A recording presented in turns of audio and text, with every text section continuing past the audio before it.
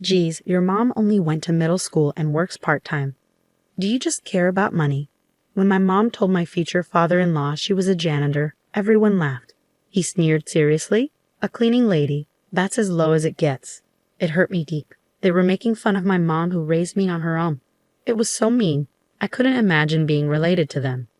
Let's just forget this happened, I said coldly, trying to move on. My name's Emily Yale. I'm 26.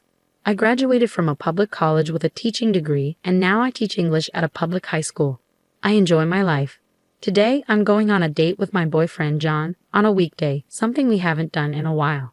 We're going to a restaurant he picked. Sorry, I'm late. You've had a busy week, John said when he got there. You too. Thanks for all your hard work, I said.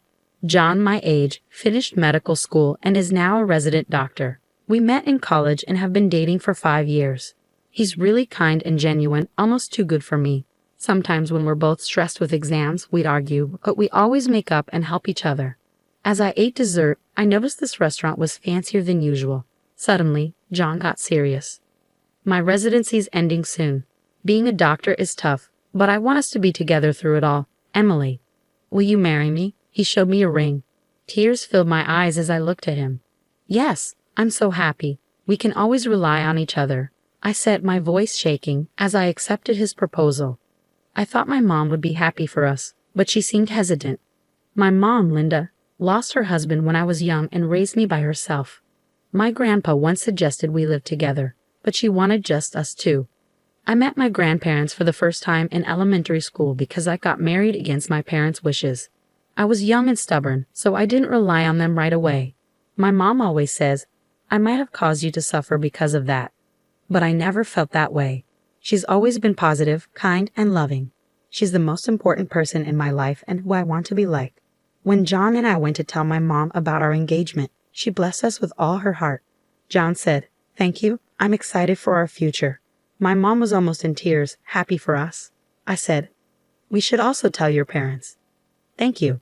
I didn't see my family much since boarding school and college, but they'll be happy.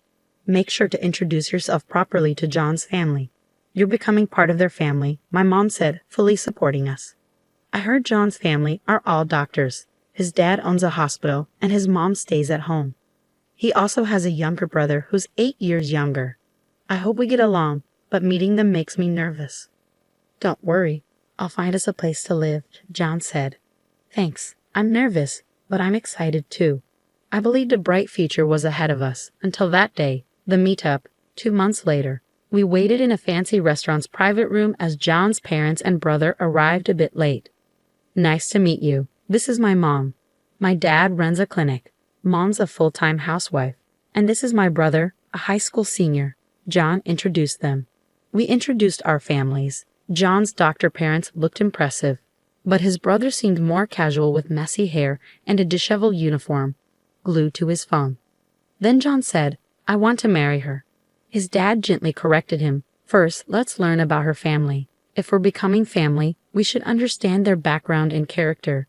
His mom added, assessing us with serious eyes. Where's your father today? His dad asked. I've told John to say we're a single-parent household. Something's off. My dad passed away when I was young, so my mom raised me alone. I explained. His brother exaggeratedly twisted his face and said, seriously? Just one parent? Ridiculous. The one with the attitude crossing his legs was John's arrogant younger brother. What's that supposed to mean? My mom raised me alone, and I'm thankful for it, I said, raising my voice. Mind your manners and put away your phone, John scolded him, and his brother turned away angrily. You're a high school teacher, right? His mom asked me this time. Yes, I teach English at a public high school, I replied. As soon as I spoke, his family all chimed in at once. A teacher. None of us are teachers, and she's in humanities. Isn't she unsuitable for our son? We wanted him to marry a doctor's daughter. A public high school teacher seems plain and poor. I'm in a totally different world. I already have a recommendation for medical school, they said bluntly. John, shocked by their words, spoke up. She's an amazing woman. She's dedicated to her job. Don't talk about her like that. Then his dad glanced at my mom. We haven't agreed to their marriage yet. A single mother and a teacher. What about you, ma'am? Can we ask about your education and job? My mom replied firmly, I've done different jobs since my husband died. Right now, I work as a janitor at a hospital.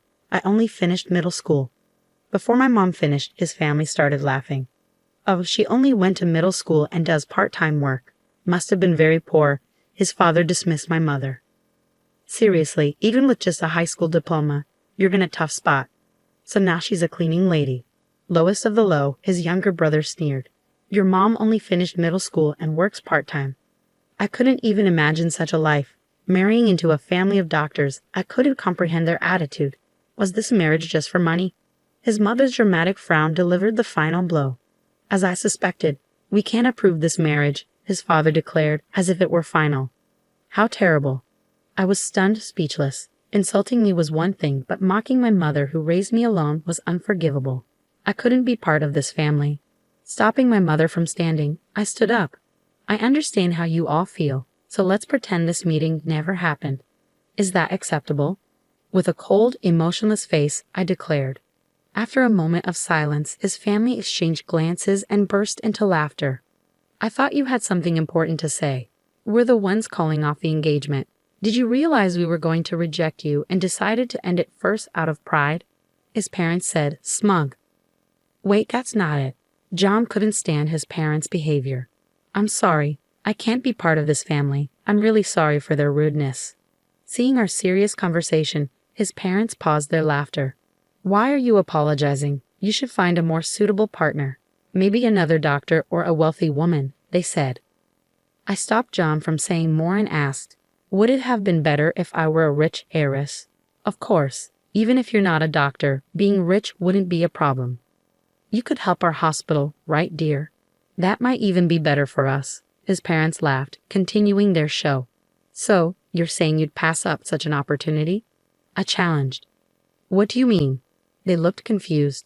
By marrying our son, you'd gain some wealth. Where would a janitor and a regular teacher get that kind of money? John sighed heavily, rubbing his temples. What's going on? You're acting strange, his dad said, oblivious. Did you even listen to their introductions? Does the name Yale not mean anything to you? John asked. What about it? Not worth remembering such a family, his dad replied. Yale, huh? His dad seemed to catch on. Right? My grandpa chairs Yale University, and she's his daughter.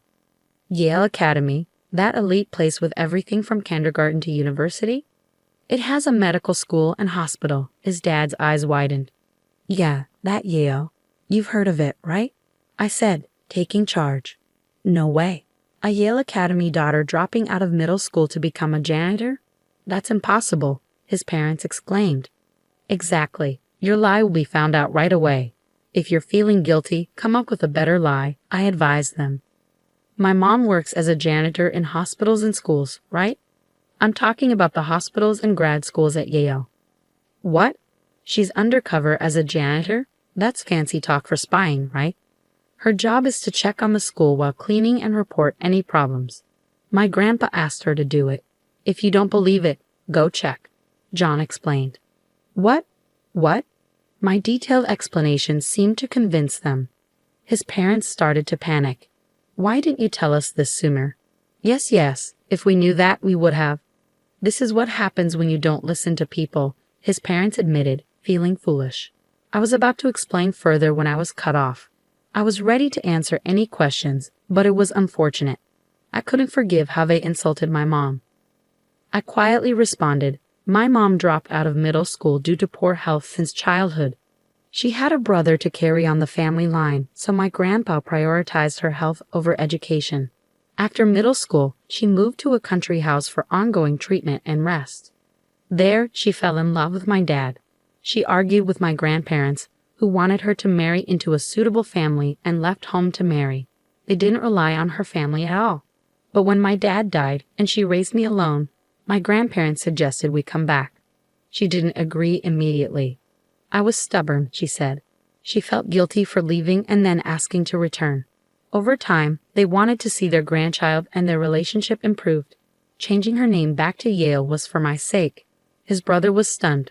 So I told him, it seems you've been recommended for medical school. Which university? What?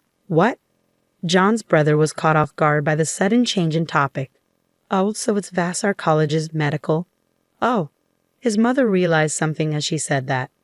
Vassar College is linked to Yale. If I mention today's events, your admission recommendation could be canceled, right? Hey, don't joke. Our son got in, and nothing can change that. We even pay extra to cover his grades. Canceling it now would be ridiculous. His dad slipped up, admitting to bribery. Both John and I said together, "You went that far, Dad." No, it's not. His father was clearly flustered, his mom and brother turning pale beside him. Treating admissions so lightly, was it all about money? Did you bribe his teacher? I pressed. No, I already said. The president of Vassar College is my uncle. If I report this, he'll investigate thoroughly, I warned. What right do you have? You're so arrogant, his mom snapped, her face red with anger. I hold no authority here, but I was told I'd eventually work at Yale. I explained calmly. Say what now? His mother's tone softened. Oh, let's calm down. Let's forget what's happened. Your behavior will determine if I approve of this marriage. Is that fair? Yeah. Our son is also the clinic's heir. He needs our approval to marry. You want to marry John, right? His father was on board, and his brother added, just let them get married and don't cut me out. Faced with their selfishness, John exploded. I don't need your permission.